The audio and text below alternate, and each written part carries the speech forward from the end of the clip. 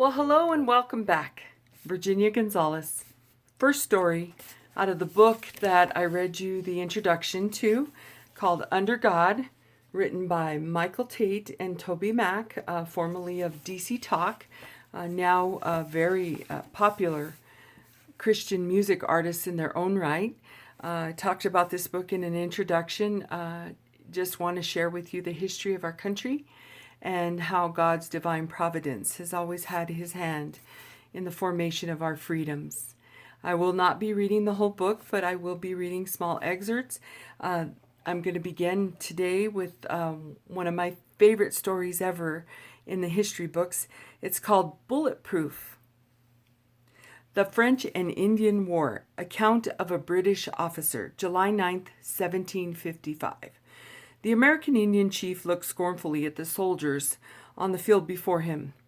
How foolish it was to fight the way they did, forming their perfect battle lines out in the open, standing shoulder to shoulder in their bright red uniforms. The British soldiers trained for the European warfare. They did not break rank, even when braves fired at them from under the safe cover of the forest. The slaughter at the Monongahela River continued for 2 hours. By then, 1,000 of the 1,459 British soldiers were killed or wounded, while only 30 of the French and Indian warriors firing at them were wounded. Not only were the soldiers foolish, but their officers were just as bad, riding on horseback, fully exposed above the men on the ground. They made perfect targets. One by one, the chief's marksmen shot the mounted British officers until only one remained.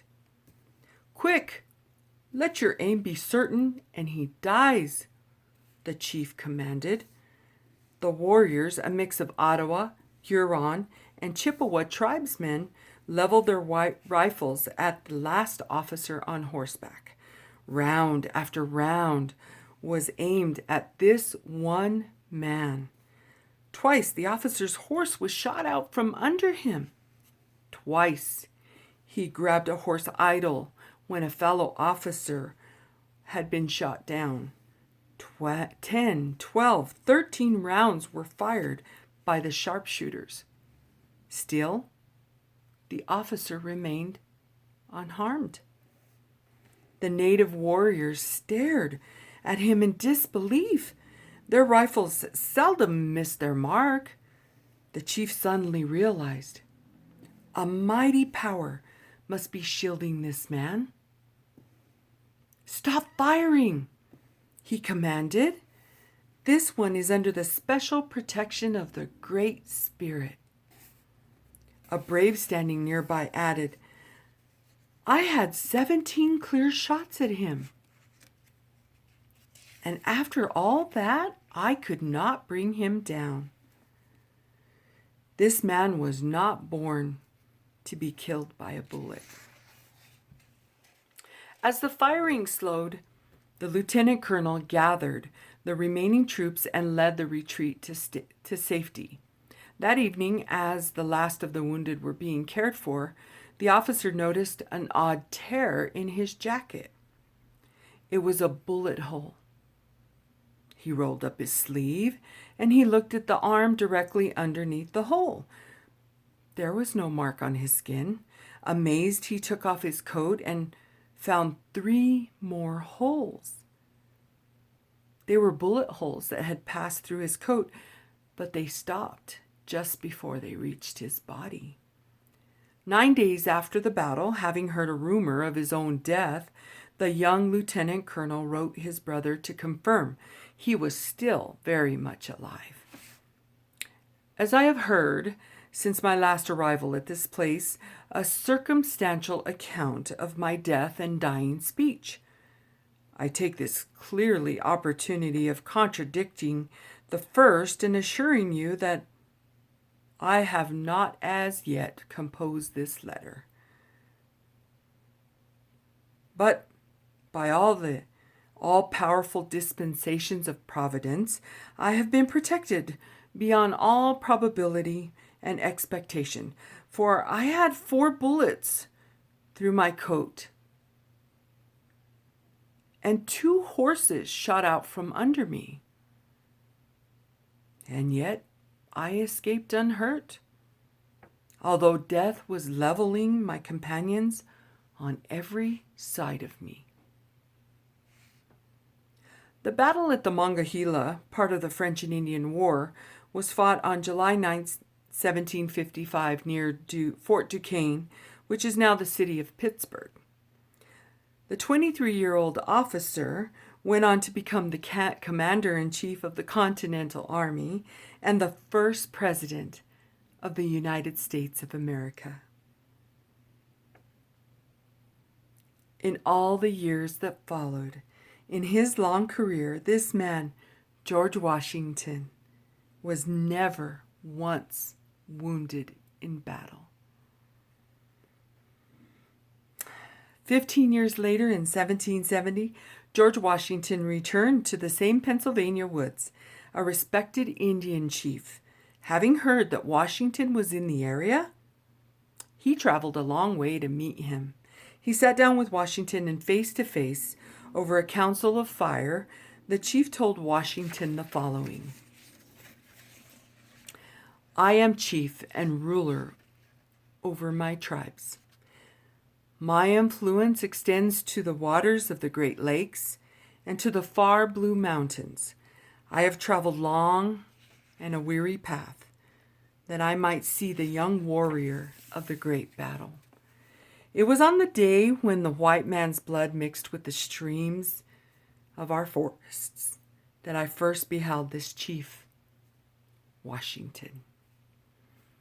I called to my young men and I said, Mark yon tall and daring warrior. He is not of the Redcoat tribe. He hath an Indian's wisdom, and his warriors fight as we do, himself alone exposed. Quick, let your aim be certain, and he dies. Our rifles were leveled, rifles which, but for you, knew not how to miss. 'Twas all in vain, a power mightier far than we shielded you. Seeing you were under the special guardianship of the Great Spirit, we immediately ceased at firing you. I am old and shall soon be gathered to the great council fire of my fathers in the land of the shades. But ere I go, there is something bids me to speak in the prophecy. Listen, the Great Spirit protects the man, pointing at Washington, and guides his destinies. He will become the chief of nations, and people yet unborn will hail him as the founder of a mighty empire. I am come to pay homage to the man who is particular favorite of heaven and who can never die in battle. This story of God's divine protection and of Washington's open gratitude could be found in many school textbooks until the 1930s. Now, few Americans have heard it or even read this story. Washington often recalled this dramatic event that helped shape his character and confirm God's call upon his life. He was the very first president of the United States of America, George Washington. Psalm 91:7.